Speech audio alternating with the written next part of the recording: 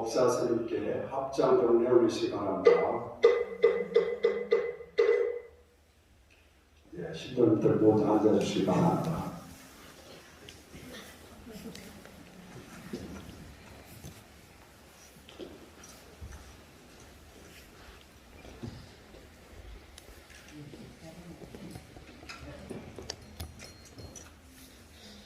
안녕하세요.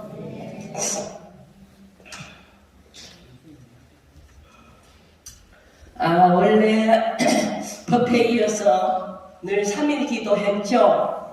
예, 근데 올해가 조사님 탄신일이라서 이번은 제가 내일 본산에 들어가야 되기 때문에 이틀간만 법문을 하기로 해서 오늘 이제 마지막 날짜가 되겠습니다.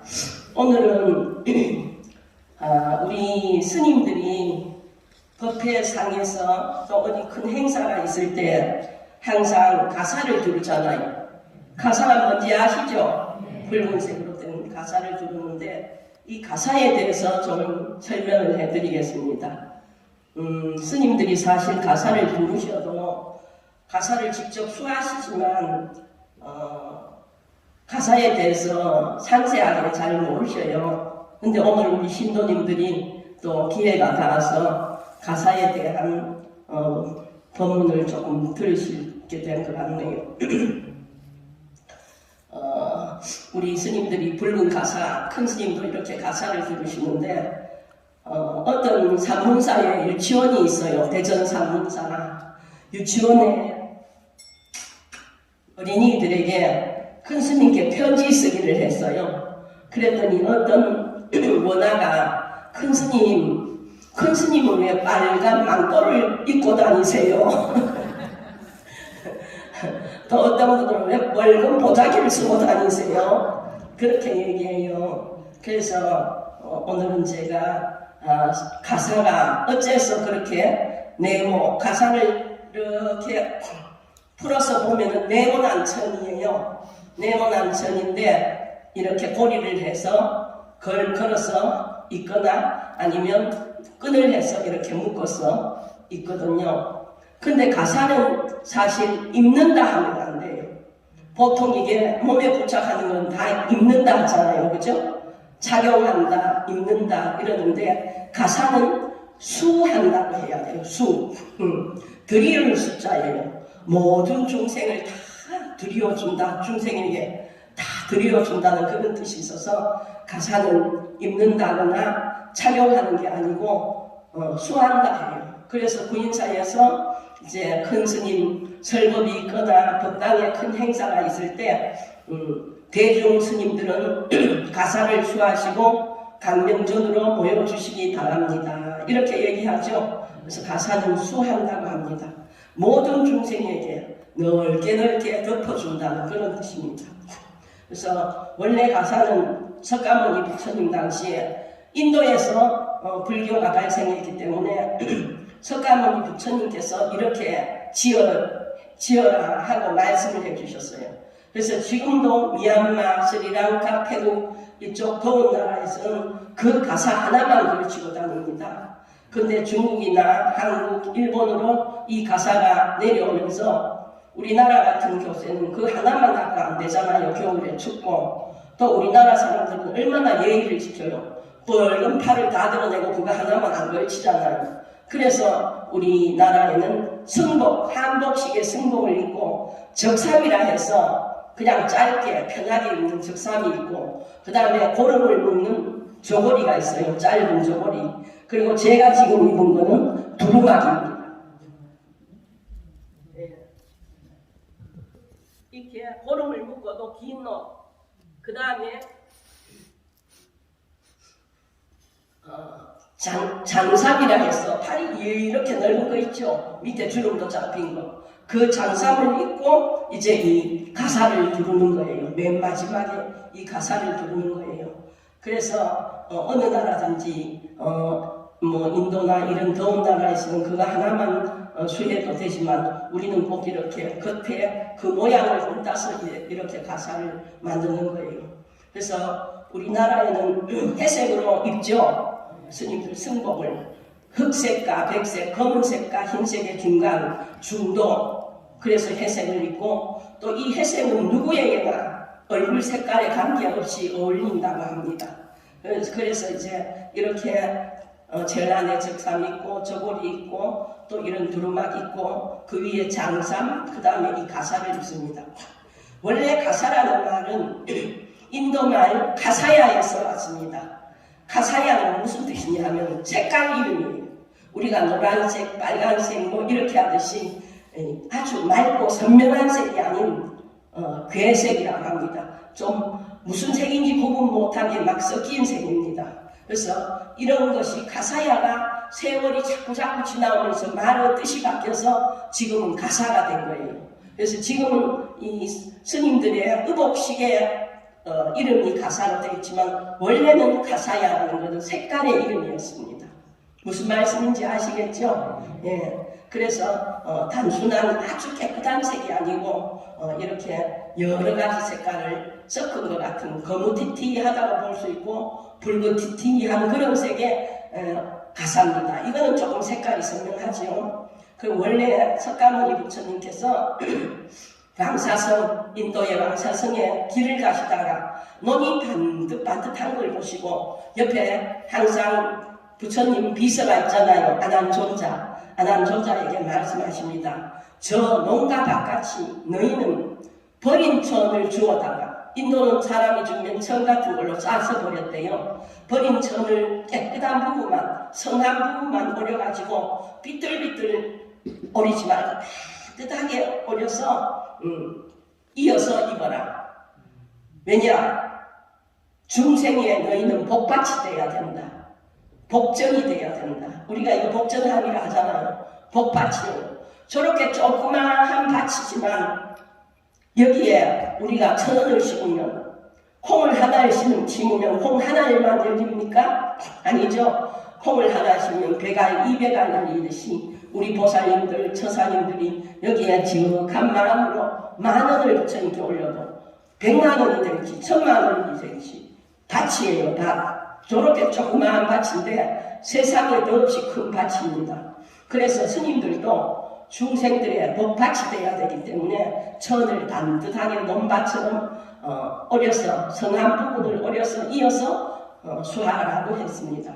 그렇게 하면은 시주하는 사람들, 신도님들 부담도 적게 하고 좋은 옷 비싼 거 사주려면 돈이 많이 들잖아요. 그래서 스님들이 헌천을 주다가 그렇게 기호 입으면 시주하는 사람들 부담도 적게 하고 내 거다 내 옷이다 하는 소유하는 집착도 없어지고 또 사치도 방지하게 되고 헌천 주어가지고 근데 뭐 사치가 될 수가 없죠. 그리고 돈은 누가 훔쳐가지도 않고 그래서 분소이 분요를 하면 동분자죠. 아주 보잘것 없는 옷이라 하는 뜻으로 이 가사를 처음에는 분소이라 했습니다. 그래서 가사의 종류에는 크게 3가지가 있는데 아까 말씀드린 편하게 일상복으로 잘 때나 일할 때나 입을 수 있는 인도말로 안타리라는 게 있고 그 위에 이 지금 두루막처럼 조금 예식을 할 때 입는 울다라승이 있고 그 위에 이제 왕실에 왕이 초청하면 들어갈 때나 또 큰 행사가 있을 때 입는 의복을 승갈이라 합니다. 이렇게 3가지가 있어요. 이 3가지는 어떻게 정해졌나 하면 석가모니 부처님이 옛날에는 절이 없었잖아요. 나무 밑에서 공부하고 하셨거든요. 그 앉아서 공부를 하다가 초저녁에는 괜찮았는데 한참 공부를 하다가 한밤중이 되니까 추운 거예요. 그래 하나를 걸쳐 입었어요. 그래갖고 또 공부를 하시다가 새벽이 되니까 더 춥죠. 한 개를 더 걸쳐 입었어요. 그래서 스님들은 옷 3개만 있으면 되는구나. 그래서 스님들 전 재산이 옷 3개에 방 하나, 밥그릇 하나예요. 그것을 삼의일발이요. 3가지 옷, 삼의, 의복, 삼의일발 하나로 바로만 있으면 된다. 원래는 스님들은 그게 전 재산이에요. 옷을 많이 묻어두고 하면 안 된다는 거죠. 그래서 지금도 인도, 미얀마, 스리랑카, 태국 이런 더운 지방에서는 그거 하나만 걸치고 다닙니다. 그런데 한국 가사를 한번 보여드릴게요.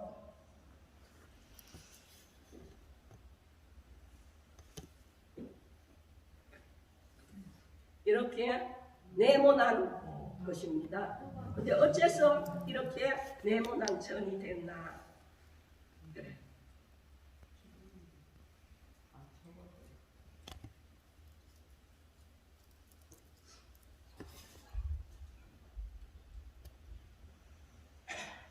불교가 인도에서 발생했기 때문에 인도 옷을 그대로 스님들이 입는 거잖아요. 인도 스님들은. 근데 스님들도 옷이 바느질을 안 해요. 인도에서는 바느질을 하면은 뭔가 만들었다, 조작했다는 느낌을 받기 때문에 그냥 긴 천이 옷입니다. 근데 이 인도의 여인들 옷이 세계에서 긴 천이에요. 바느질도 안 한 긴 천인데 세계에서 가장 아름다운 옷으로 전편이 나 있습니다. 한번 인도 이게 여인의 옷인데 사기라고 합니다. 인도 여인의 옷을 사기를 한번 입혀볼게요. 네, 저하고 많이 맞춘 조포사님 좀 나와보세요.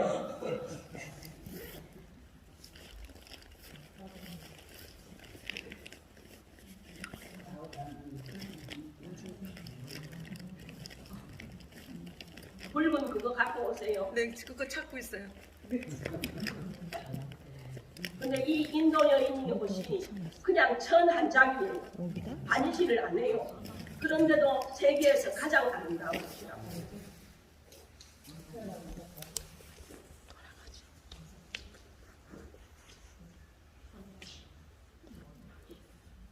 올라와 보세요. 모델 구하기도 어려워요. 어느 지역에 갔더니 할머니만 계셔가지고 아주 모델이 없어서 애를 먹었습니다. 옆쪽 끝을 잡고 그건 여기 놨고 옆쪽 끝을 잡고 저쪽으로 가봐요. 이게 인도 여인의 옷입니다. 들려요 뒤에? 네. 스님들도 마찬가지입니다. 스님들도 헌천 성화문을 계속 오려가지고 붙여가지고 이렇게 한 장이 옷이 됩니다. 그래서 인도 여인들이 이 옷을 저희들이 30년 전에 인도를 갔어요. 인도를 갔는데 그 비행기에 있는 주처지스들 있잖아요. 비행기의 안내원들이 이 옷을 입는데 자기 나라 옷이니까 척척척척 금방 입어버리더라고요. 우리나라도 왜 남의 옷걸음 매주기 힘들죠.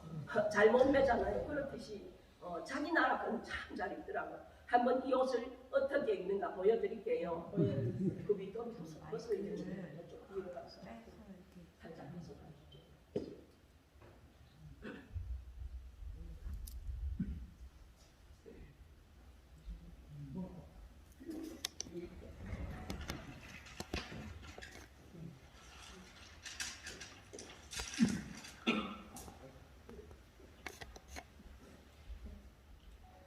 인도에는 더운 나라고 옛날에는 아예 속옷이 없었대요. 그런데 여자들이 이 천 하나만 두르면 혹시 속이 보일 수가 있잖아요. 그래서 인도 여자들은 안에 속치마만 입어요. 속치마가 어떻게 생겼나 하면 옛날 우리 어머니들 월남치마 입으셨죠. 그냥 길쭉한 월남치마. 그걸 꼭 입어요. 그래서 그 속치마 끈을 쫙 묶어가지고 속치마 끈을 바짝 묶어가지고 이 옷을 끼워서 입는 거예요. 이 속치마 끈이라 생각하고 제가 해볼게요.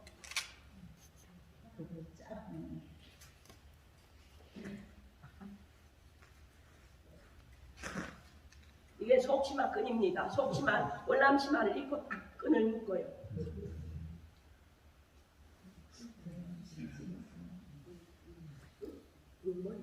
괜찮아요. 그런 것도 좋고. 자, 여기에다가 속치마 끈에 처음에 끼우더라고요. 오른쪽에서 끼워서 왼쪽으로 가는데 이 옷이 키가 커도 되고 작아도 됩니다. 키가 적은 사람은 이걸 많이 집어여면 되고 키가 큰 사람은 조금만 집어여면 되고 옷 하나로 다 되는 거예요.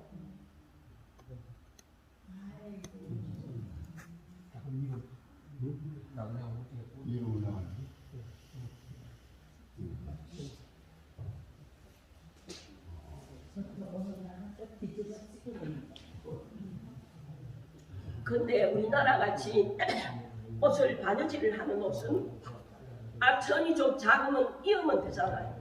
근데 인도에는 이 하나로 다 해야 되기 때문에 이 사람들이 지혜가 있는 거예요. 옷을 처음에 시작해 놓고 마무리를 먼저 합니다.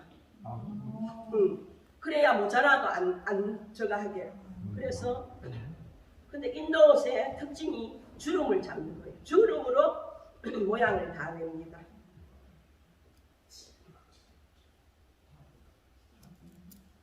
이렇게 주름을 잡아가지고 마무리를 먼저 해놔요. 그리고 남는 천으로 옷을 이제 만드는 거예요.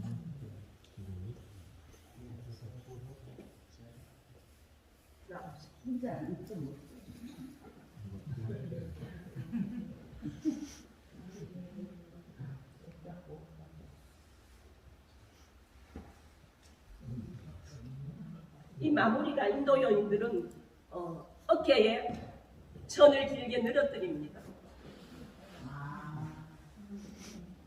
이렇게 마무리부터 해놓는 거예요. 그럼 이제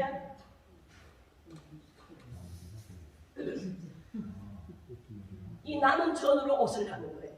그러면 천이 모자랄 리가 없죠. 마무리부터 해놓는 거예요. 이렇게 해서 이제 주름을 잡습니다. 와, 그거는 입어도 못 가요. 혼자 입도 못하고. 할머니들이 있죠.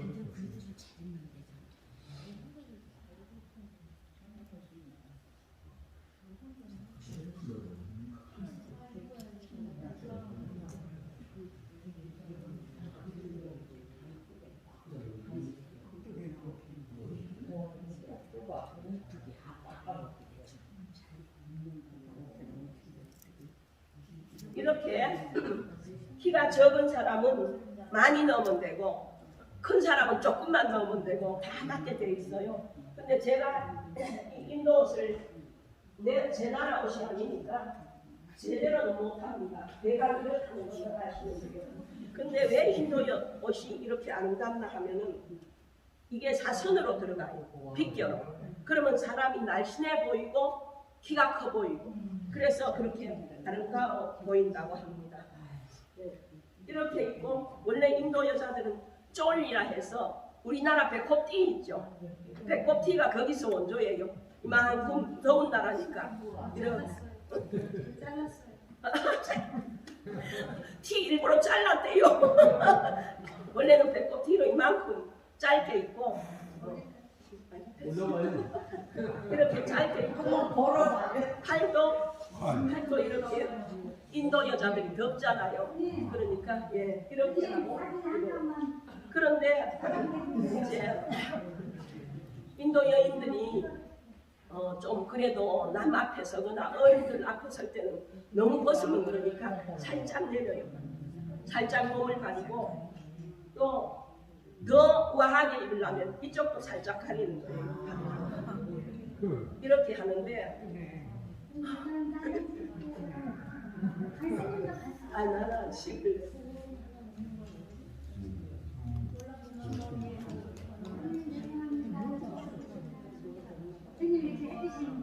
됐어.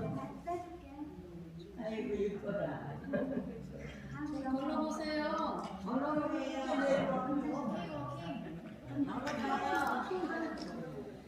그럼 뒤로 이리 한번 쳐보면 걸어보세요.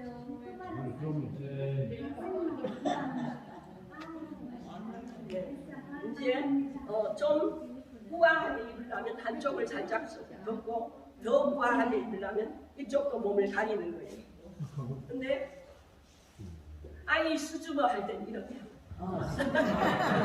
아이 수줍어 하면 이렇게 하는데 우리나라 여인들 장옷 있죠. 얼굴 이렇게 덮어 쓰는 그런 식이에요. 그리고 또 인도는 더운 나라라서 우리가 찜질방 가면 더운데 더 뒤집어 쓰잖아요. 이 더운 지방이라서 햇빛을 가리기 위해서도 이게 필요한 거예요. 그리고 우리나라 사람들이 연지곤지라는 말이 있죠. 결혼할 때 여기도 빨갛게 하고 이마에도 빨갛게 했죠. 그게 이 나라에도 똑같아요.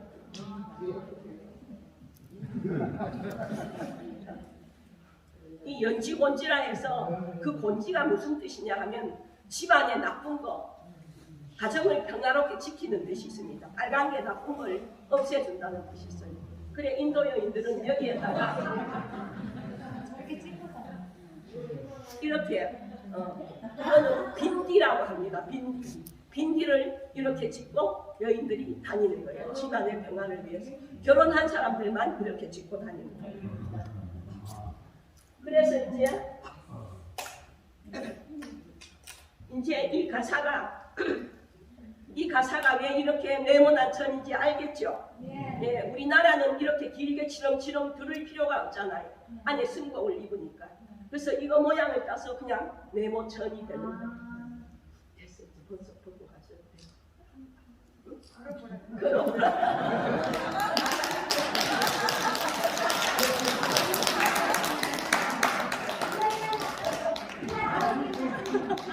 그럼 오늘 모델이 너무 좋은데요. 모델로 줘야 될 것 같은데. 제가 언제 또 입어보겠습니까? 그래, 언제 또 이거.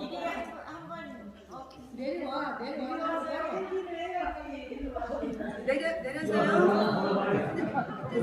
아이고. 모델로 많이 줘야 되는데.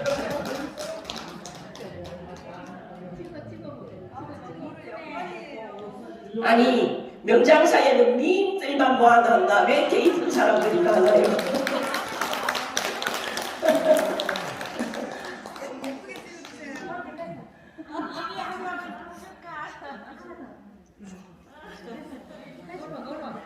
일어나라고요?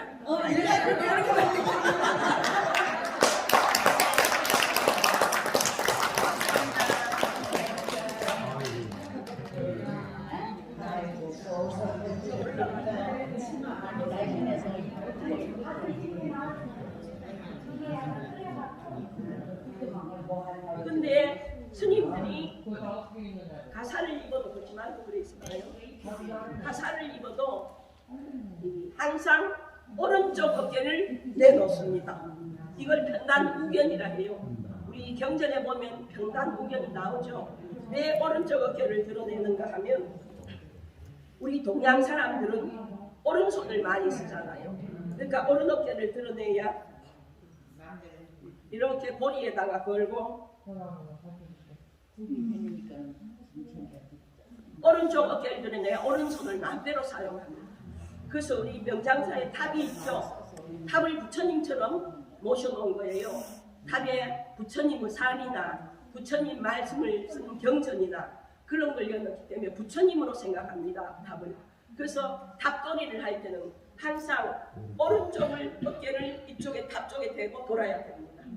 왜냐? 옛날에 부처님이 계실 때 갑자기 부처님이 뭘 달라 해도 오른손이 있어야 주고 또 뭐 부처님이 넘어질라 해도 오른손으로 이렇게 보필을 해주기 때문에 항상 오른쪽 어깨를 들어줍니다. 그래서 이 가사도 여인의 사리도 이렇게 오른쪽 어깨를 드러내는 겁니다. 무슨 말씀인지 아시겠죠? 이 가사와 이 인도 옷이 다 같이 연관이 돼서 생긴 겁니다. 이제 됐어요.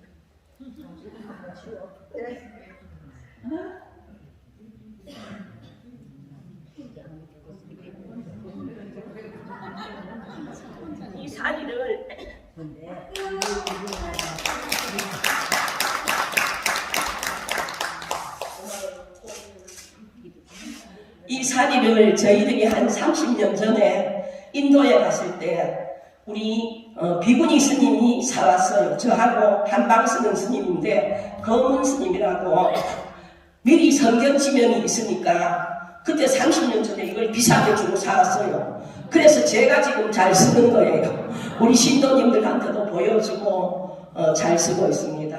그래서 우리나라 스님들 가사는 인도나 미얀마 이런 데하고는 또 다릅니다. 아주 우리 앞에 선대 스님들이 정말 뛰어나신 분이라는 걸 이 가사를 보고 느낍니다. 이 가사 안에 어마어마한 뜻이 있고 불법이 다 들어있어요. 불법의 이치가. 그래서 다른 나라에서는 추계를 한번 받으면 한번 받은 그 가사로 계속 읽지만 우리 스님들은 한 3년에 한 번씩 큰 스님과 직접 선문답을 합니다.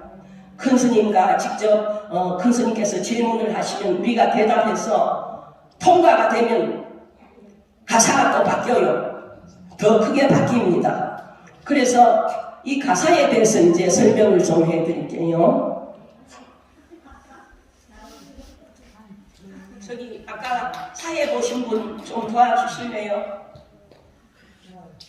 원래 이 가사를 함부로 손을 못 대게 돼 있어서 처사님께 부탁드립니다. 처사님 저 마이크 좀 빼어보세요. 피구스님 것을 피구스님. 예, 마이크. 피구니 스님은 알렸는데 피구스님. 예? 피구스님. 비구스님 예. 뭐요? 가사. 똑같아요. 똑같은데 뭐가 틀린가 제가 얘기해드릴게요. 비구니가 따로 없어요. 그거 갖고 오세요. 여기까지 오나요? 안 와요? 그러면 된 데까지만 갖고 오세요.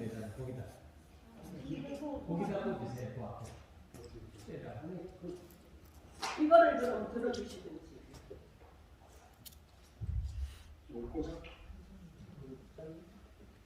아니면 그냥 이거 들어주세요. 네. 요거 좀 들어주세요.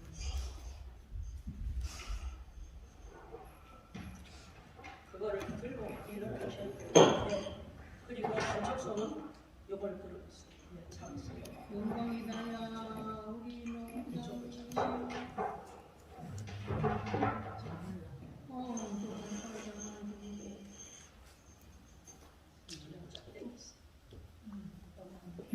예, 이게 우리 전태종 가사인데요. 이게 한 번씩 법계가 올라갈 때마다 큰 스님께 새로 가사를 받습니다. 근데 뭐가 다르냐 하면은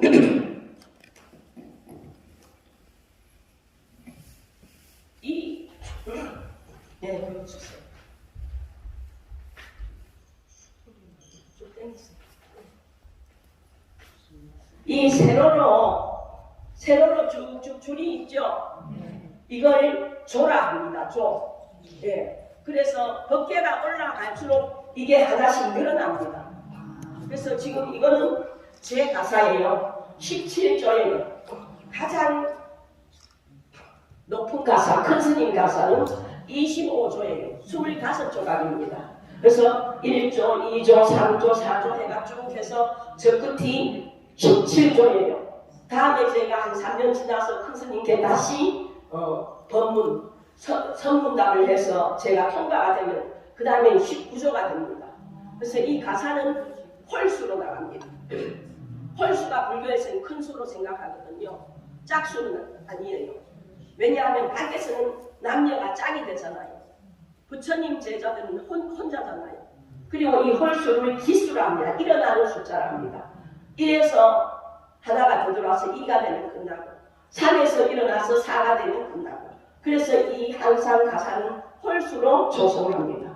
제게 이제 17조인데 다음에 한 단계 올라가면 19조가 되는 거예요. 근데 원래 가사는 5조부터 있습니다.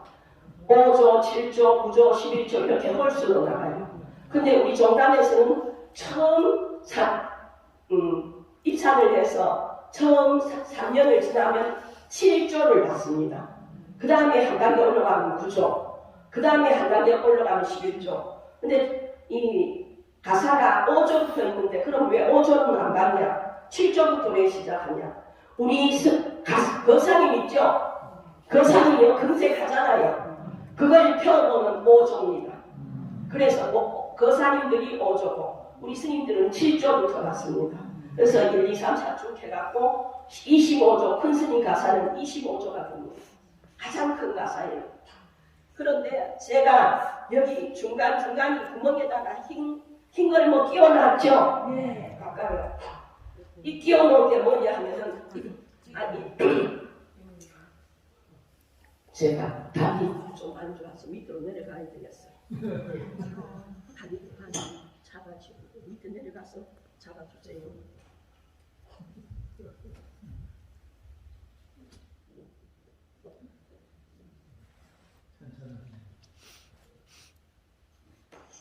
조금이라도 좀 제대로 보여드리려고.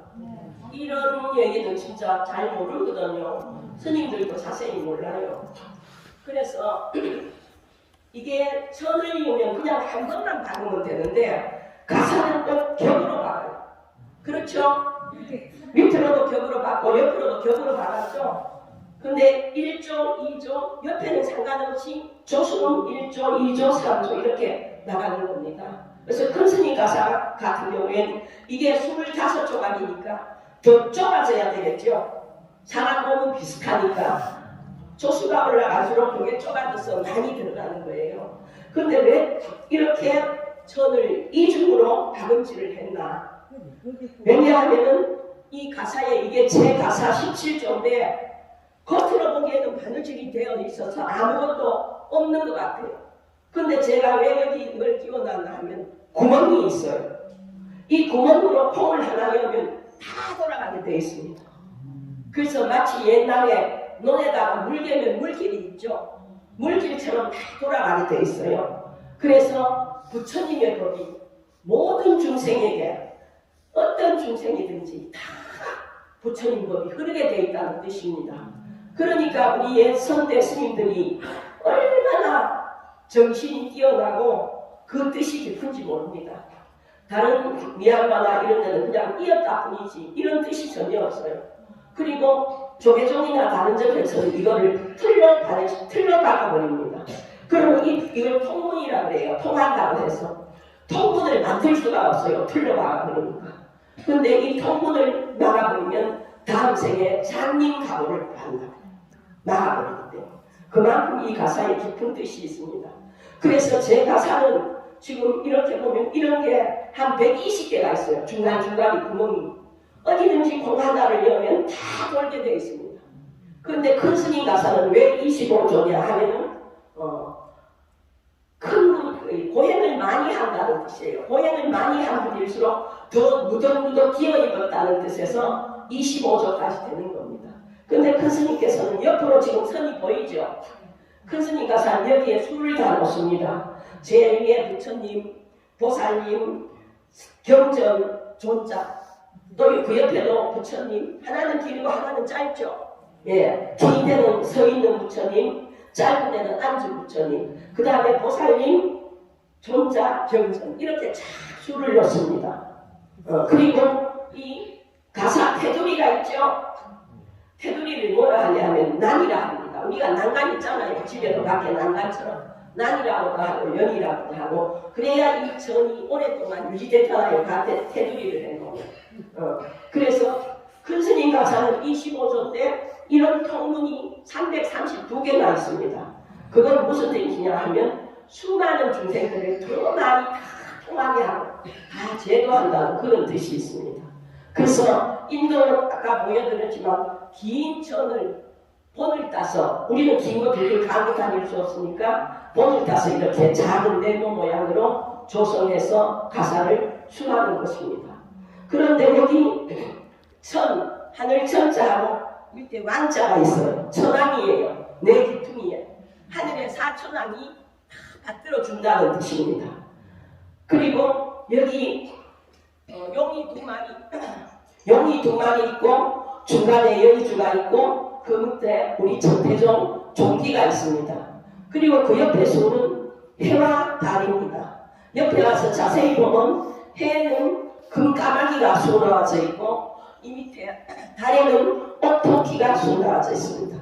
왜 해와 달은 왜 여기에 부착했나? 제가 얘기를 좀 드리겠습니다. 이 가사를 다 얘기하려면 너무 길고 또 가까이서 봐야 되는데 가까이서 보면 정말 틀로 박아도 이렇게 박을 수가 없습니다.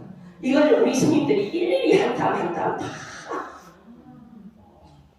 바느질을 하고 위에 보면은 세 땀 뜨고 한 땀 쉬고 세 땀 뜨고 한 땀 쉬고 다 그렇게 되어 있습니다. 그런데 이 가사 바느질은 오늘 밤 12시 넘어서 만약에 걸레에 손이 닿거나 몸을 씻었거나 지저분한 것에 손을 대면 그 다음 24시간 일을 못합니다. 그 다음 일을 못해요. 그래서 가사 바느질 하는 스님, 술을 놓는 스님하고 한방에 사는 사람들은 스님들이 엄청 조심을 해줘야 됩니다. 걸 함부로 넘어갔다가 손이 다 버리면 그 다음날 하루 종일 일을 못합니다. 그리고 왜 여성들이 한 달에 한 번씩 하는 거 있죠? 생리. 그게 있으면 손 대면 안 돼요. 그거 끝나고 24시간 동안 완전히 깨끗이 보낸 후에 손을 댑니다. 근데 이게 다 돼가는데 이게 하나 바느질 해가 다 하기에 시간이 많이 걸리잖아요. 다 돼가는데 그런 사람이 손을 대버리면 이 자체를 못 씁니다. 어마어마하게 정성이 들어가는 겁니다. 예, 그래서 지금 이 해와 달 매경에 붙잡혔나 한번 얘기를 드리겠습니다. 그래서 가사에 세로로 나가는 것은 1조, 2조, 조라고 한다는 거 아셨죠? 근데 5조에서 7조, 7조에서 9조 한 단계씩 뛸 때마다 2조씩 더 높아지는 거예요. 홀수로 해야 되기 때문에. 그리고 옆으로 이렇게 된 것은 단이라고 합니다. 긴 거는 장, 밑으로 짧은 거는 단. 그리고 아까 4천왕이 내 구타기에 붙어 있었죠. 그거는 술을 놔서 붙이는 거를 첩이라고 합니다.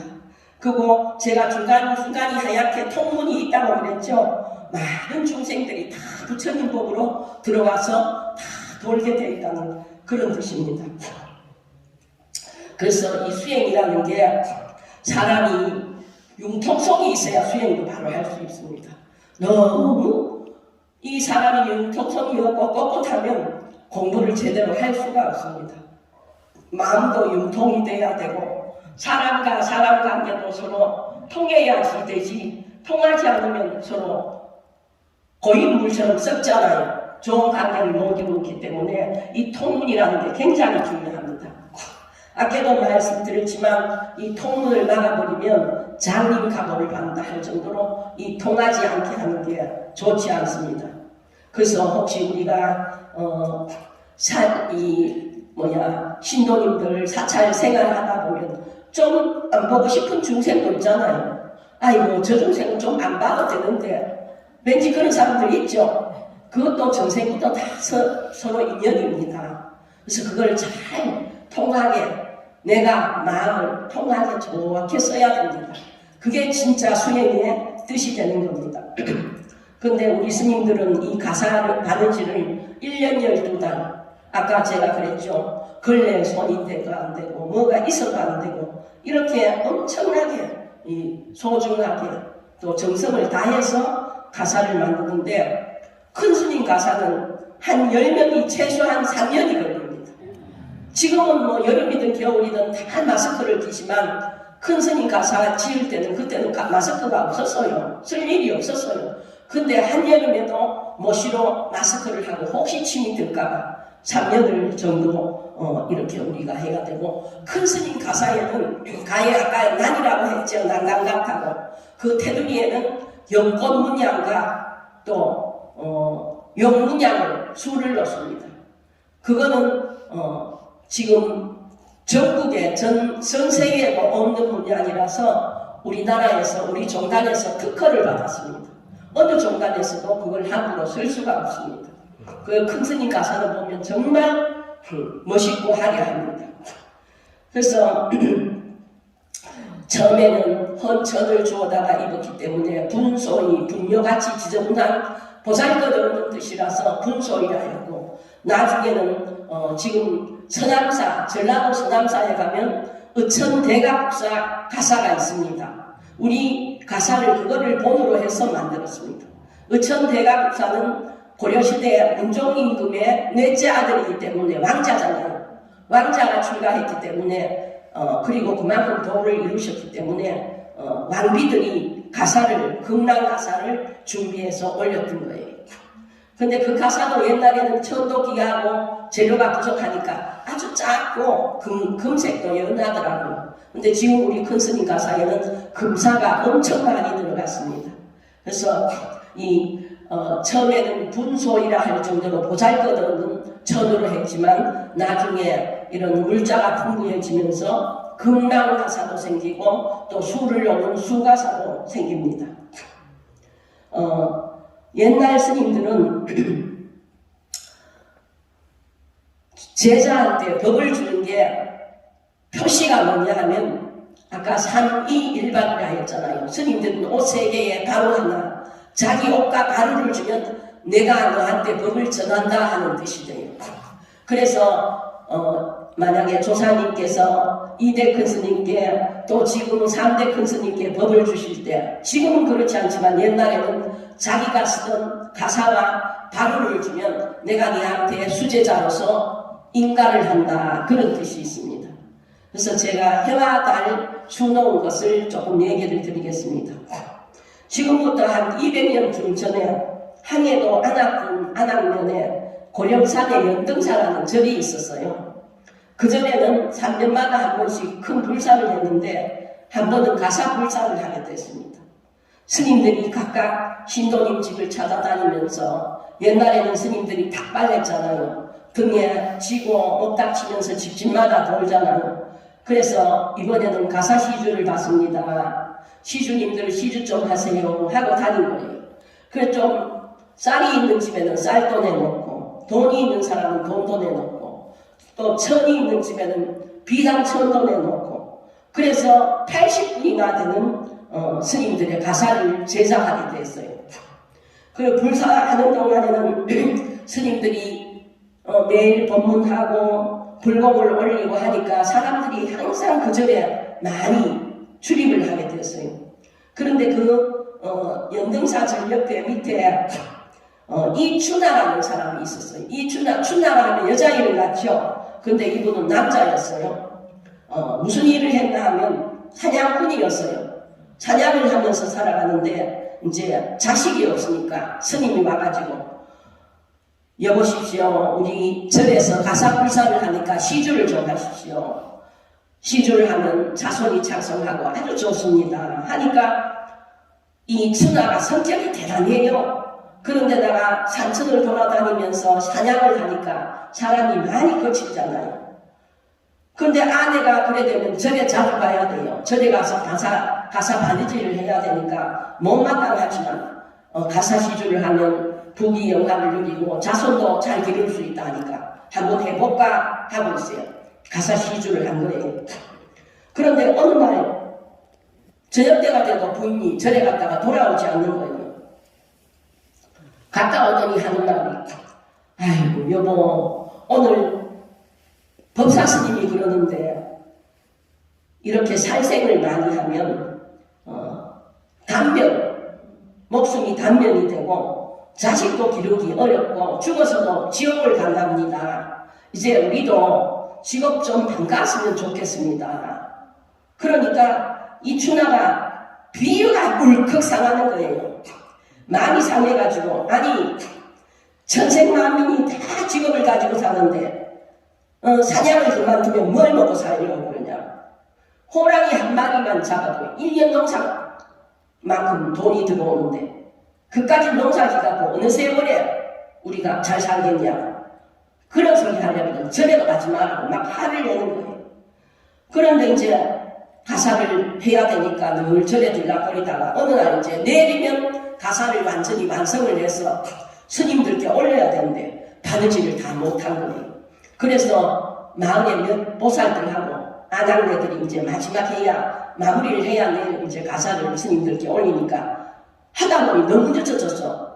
옛날에는 절이 다 산속에 있잖아. 집에 올 수가 없었어. 그 보살들하고 같이 거기서 절에서 결국 잠을 잤어요. 동네 사람들하고 같이 잤지만 남편이 성격이 워낙 개박하니까 마음이 너무 불안한 거예요. 근데 이제 사냥을 나갔다가 저녁에 집에 와보니까, 아니 지금밤만 덩그러니 있고 보살이 안 보이는 거예요. 하가 머리 끝까지 나는 거예요. 응? 내 말을 듣지 않고 또 절에 갔구나. 당장에 절에 뛰어가고 싶은 마음이 들지만 밤중이라 갈 수도 없고 스님들도 있고 다른 마을 동네 보살들도 있을 것 같고 꾹꾹 참고 밤늦게까지 안 돌아오니까 돈을 못 사려가지고 잠도 못 자고 설치는 거예요. 이고 날이 밝자마자 부인이 어쩔 줄 모르고 집으로 들어서면서, 여보, 오늘 법문을 듣고 가사를 마무리하느라고 늦었습니다. 제발 용서해 주십시오 하니까 성격이 아주 개박하니까 쳐다보지도 않고 화가 나서 어쩔 줄을 모르는 거예요. 그래 이제 보살은 물동이를 이고 우물가로 이제 옛날에는 다 공동 우물을 쓰니까 우물가로 이제 들고 가는데 가만히 생각하니 저거 그냥 나가서 안 되겠다 싶은 거예요. 어디 절에 가서 뭐 스님하고 눈을 맞췄나 막 하가 치밀어서 어쩔 줄 모르는 거예요. 그래서 물을 기고 돌아오는데 가만히 문구멍으로 보다가 총을 꺼냈어요. 총을 쏘면 어떻게 되겠어요? 마을 사람들이 다 듣고 안 되잖아요. 총을 도로 내려놓고 화살을 탁 겨주고 오늘 내가 그냥 나가보자 하고 화살을 겨눠서 쐈어요. 분명히 맞은 것 같은데 부인이 꼼짝도 안 하고 그냥 물동이를 이고 오는 거예요. 눈을 감고 봐도 멀쩡하거든요. 너무 이상해서 총을 하나, 화살 총을 하나 더 꺼내가 또 쐈어요. 웬걸 아무 미동도 없이 이고 들어와서 부엌으로 들어가는 거예요. 방 안에서 안절부절 못하고 밥상을 차려오는데도 먹을 생각도 안 하고 뛰쳐나왔어요. 분명히 내가 이 주변에 화살이 떨어져 있을 텐데 하고 화살총을 찾으러 다니는데 눈을 닦고 봐도 화살총이 없는 거예요. 방으로 들어와서 마음이 불안해서 누웠다 앉았다 그러는데 아침약이 조금 지나니까 어떤 스님이 집에 와서 녹탁을 뚝뚝 치면서 시주님 어디 몸이 불편하신가 봅니다. 오늘 가사불사 해양식에 다 신도님들이 와서 자기가 한 가사를 스님들께 다 기승했는데 이 집에서는 오시지 않아서 제가 시주님한테 이 가사를 보여드리고 제가 수하려고 가사를 보여드리기라도 해야 되겠다 하고 갖고 왔다는 거예요. 그러면서 보자기를 풀어서 가사를 또 펼치는데 뭐가 떨어졌을까요? 화살총 2개가 뚝 떨어져. 그러니까 부인이 깜짝 놀라면서 아이고 세상에 내가 해양식에 참석하지 않아서 신장님들이 벌을 주셨나 봅니다. 다 지은 가사에 구멍이 2개 났으니 이 일을 어찌합니까? 남편이 어떤 짓을 했는지 모르잖아요. 그러니까 옆에 서 있던 추나가 눈물을 뚝뚝 흘리면서 스님께 말하는 거예요. 스님, 부처님 신통이 참으로 불가사의합니다. 제가 이 같은 부처님 신통을 믿지 않으니까 그간 제가 한 행실을 부처님이 막아주셨습니다. 부처님이 막아주시지 않았다면 우리 부인이 내 화살에 맞아 죽었겠지요. 분명히 쌌는데 가사가 신통을 부려서 부처님 법이 신통을 부려서 그걸 막아준 거예요. 예, 그래서 이 구멍이 2개가 났는데 아유 이걸 어떡하나 해서 위에 구멍에는 해를 수놓고 아래 구멍에는 달을 수놓고 그래서 해 속에는 까마귀 그 까마귀를 수놓고 달 속에는 이제 옥토끼를 수놓고 그래서 1월이 생긴 겁니다. 그래서 이 가사 영업 공덕은 한량이 없습니다. 혹시 구인사에서 가사를 새로 시주받는다 하면 꼭 작게라도 시주를 하십시오. 그거는 아주 큰 공덕을 짓는 것입니다. 이거는 스님들 옷이 아니고 불법을 상징하는 징표이기 때문에 정말 중요한 겁니다. 그래서 이 가사를 시주하면 만 중생의 복전이 되고 나쁜 외도로 마구니를 한 것 같고 또 어두운 곳에서 빛을 만난 것 같고 보배를 얻는 것 같고 병이 나고 정말로 어렵고 갇혔던 사람도 자유를 얻는다 합니다. 그래서 가사 시주 공덕이 정말 크고 이 가사에는 모든 부처님 법이 어디든지 통해서 모든 중생을 다 제도한다는 그런 뜻이 있습니다. 그래서 우리 참 한국의 가사는 그런 너무너무 깊은 뜻이 있고 또 우리 천태종 가사는 손바느질로 그 많은 걸 하나 다 깨내기 때문에 통문을 만들 수가 있습니다. 통문이 없으면 제대로 역할을 못합니다. 그래서 우리 부처님 법이 이렇게 소중하다는 것. 이 가사는 보통 새들이 궁뎅이 같은 거 꿈틀꿈틀거리는 벌레를 잡아먹잖아요. 그런데 하늘의 금시조는 아마 이 벽화에 보면 금시조 그림이 있을 거예요. 하늘의 새인 금시조는 용을 잡아먹어요. 용이 얼마나 힘이 좋아요. 근데 이 금시조가 용을 잡아먹어요. 근데 이 용이 저 가사 실파람 하나만 갖고 있어도 금시조가 옆으로 범접을 못해, 옆에 오질 못한다 합니다. 그만큼 가사가 중요해요. 그래서 이 가사가 나쁜 걸 다 막아주기 때문에 한때는 보살들이 스님들 가사를 몰래 묵혔다가 자기 집 장롱 밑에 요나요. 그러면 나쁜 게 범접을 못한대요. 오늘 저녁에 제가 문을 잘 잠그고 자야 될 것 같아요. 그만큼 가사가 소중한 겁니다. 그래서 오늘 제가 이 가사에 대해서 또 법문할 기회가 있어서 저도 참 우리 보살님들께 좋은 이 가사에 대한 얘기를 할 수 있고, 가사는 정말 우리 정생을 제도하는 그런 법이고, 스님도 사람이기 때문에 성질 희한한 사람, 욕심 많은 사람, 까탈스러운 사람, 셈이 많은 사람, 별별 스님이 다 있지만 이 가사를 들고 있으면 개개인의 스님을 보지 말고 부처님 법을 옹호하고 있구나, 그렇게 생각하고 스님들께 공경하고 합장을 하는 겁니다. 그래서 이 가사가, 우리 천태종 가사는 더 정말 깊은 뜻을 내포하고 있다는 거 잊지 마시고, 이 정말 하나하나가 이 가사 하나에도 얼마나 깊은 뜻을 다 넣어서 우리 선대 스님들이 우리가 상상할 수 없는 깊은 지혜가 있다는 것, 우리가 자긍심을 가지고 대한민국 국민으로 태어난 것을 너무너무 감사히 여기고, 항상 우리 대조사님 부처님을 스승으로 그 제자와 인연을 맺었기 때문에 대조사님께서는 한번 인연을 맺으면 끝까지 우리를 끌고 가십니다. 그래서 세세생생 부처님 제자가 돼서 참 또 수행하고 또 공부하고, 나중에는 우리가 보살이 돼서 수많은 내 집, 내 새끼 이것만 생각하지 말고 나중에는 수많은 중생을 제도하고 도우는 그런 보살이 되도록 항상 노력하고 발언합시다. 감사합니다.